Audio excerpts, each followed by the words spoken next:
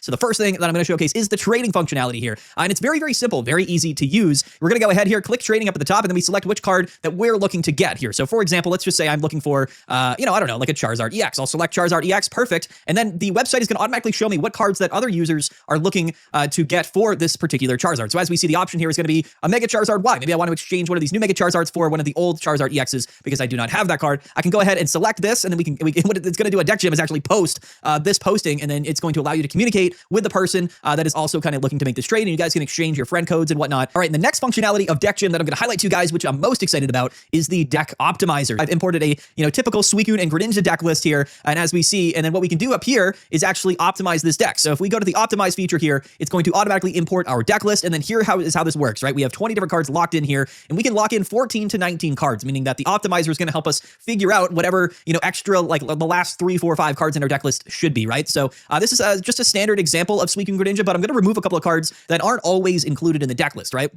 We can remove like the elemental switch there as an example. We can remove May, and let's just say we want to remove like red card, right? Now we can go to our candidate pool and we can select cards that we would like to potentially add into this deck list, right? So let's just say, maybe we want to see if May is good. Maybe we want to see if Copycat is good. Maybe we want to see if a second Cyrus is good, right? Why not? And then we can go ahead and then, I guess we need more examples than just the 3.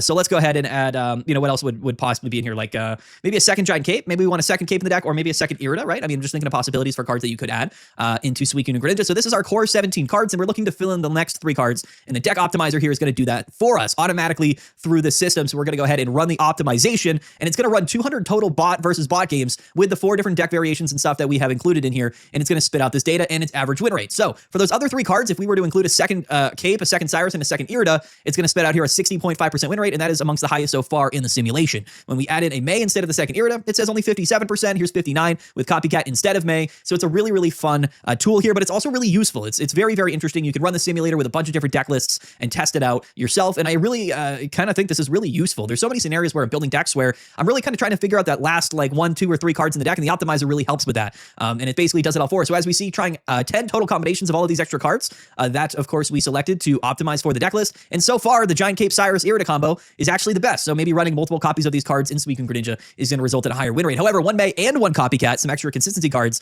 coming out here at 60%, which is very, very interesting here. So a couple more simulations here to run. That's 9 out of 10. We have 1 more to get 10 out of 10, and it'll give us basically the output here, the simulated win rates of all of these deck lists. And here it goes, right? So this is all of the combination of the extra cards here to finish off the last 3 cards of this deck here. And as we see, running double Cape, double Cyrus, double Irida, technically, says the simulator, is giving us a better odds to win in these 200 bot battles. So a very, very cool tool here.